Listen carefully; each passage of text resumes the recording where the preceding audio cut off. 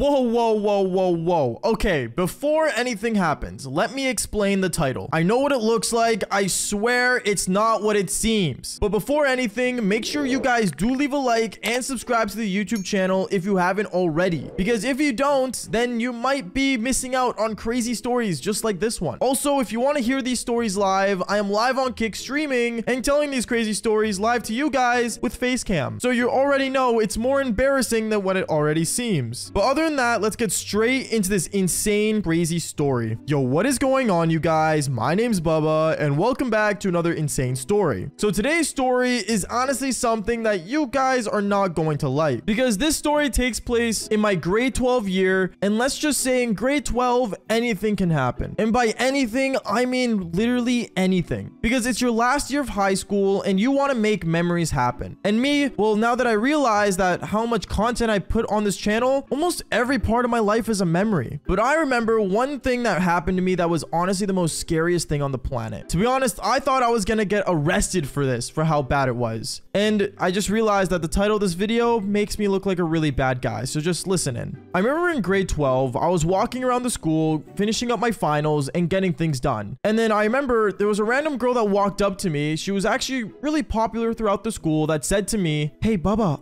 there's gonna be like a giant party happening at Justin's place. Do you want to like go?" Yeah, I was planning on going. Anyways, I obviously was lying. I wasn't invited to it yet, but now that I technically was invited, I was gonna go. But I didn't want to go with this chick specifically because I wasn't really actually, well, attracted to her after we did the Devil's Tango a long time back throughout our high school years. So I remember I told her, "Oh yeah, but like I'm going with someone else to that party, but thanks for inviting me though." She looked at me all kind of sad and then walked away. So then I remember right afterwards, I ended up going on my phone and I ended up texting this one girl that I was actually generally seeing. Now this girl that I was seeing was honestly amazing. She was great, she was fantastic, and to be honest, she was beautiful. She had blonde hair and blue eyes, and honestly, like, holy, she was my type. And I remember I went on my phone and I texted her saying, "Hey, I'm going to this party tonight. Do you want to come with me? It's like all like the grade 12s are going." "Oh, yeah, sure. But to be honest, I'll have to see because I might have to take care of my sister that day." "Your sister?" is what I said. And then that's when I remembered her sister. Now, this girl that I was seeing had a really young sister. She was, I think, 11 when I first met her, but now I think she was 12. And to be honest, she was not like most other girls. For some reason, one thing I realized was that girls mature way faster than guys do. And guys, I know you guys don't want to believe that, but it's true. Girls mature 10 times faster than you do, and that's why most girls'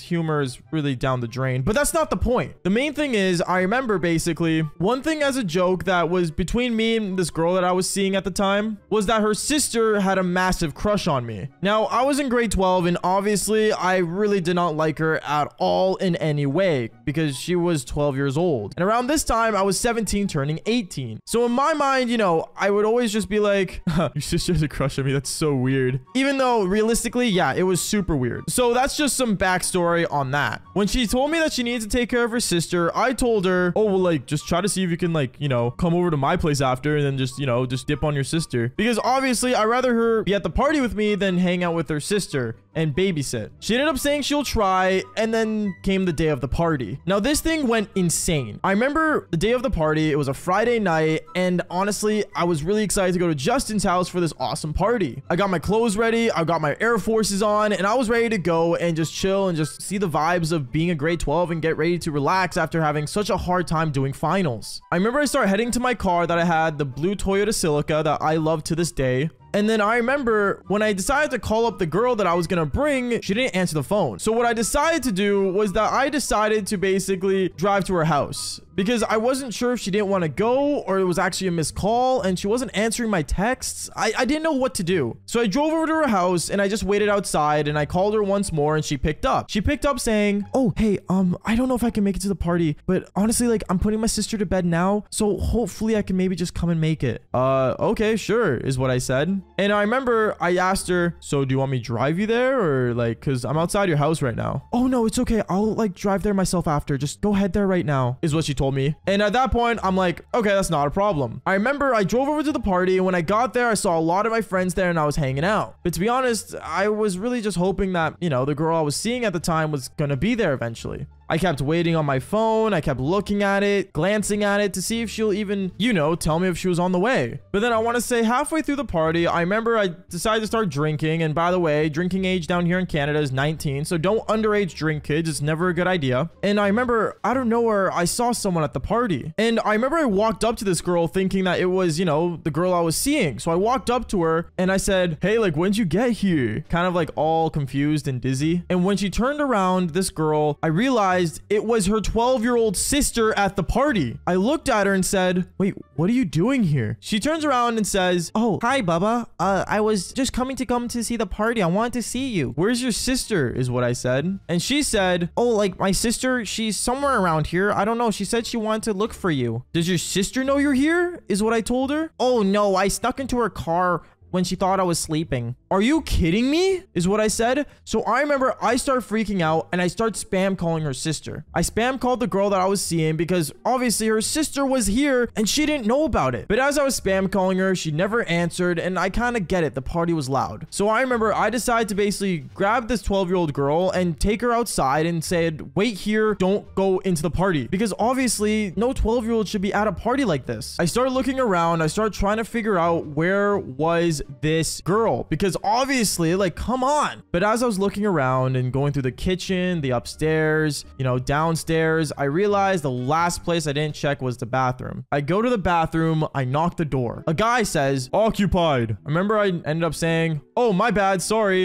And then that's when I heard a girl. A girl said, wait, that's Bubba. And when I heard that voice, I knew instantly who it was. Yeah, it was the girl that I was seeing. Apparently she was in there with a guy, and yeah, I was kind of just, you know, at that point, kind of just heartbroken, because when he opened the door, I saw that they were putting their clothes back on as if they just did the Devil's Tango. Like, kind of crazy how she would ignore me and then do that, I guess. I don't know. It just sucked. That's all I'm saying, guys. It really sucked. So I remember afterwards, I ended up basically just walking outside and sitting on the steps, and I saw the girl that I was seeing, sister, walk up to me. She walked up to me and said, did you find my sister? Yeah, I did.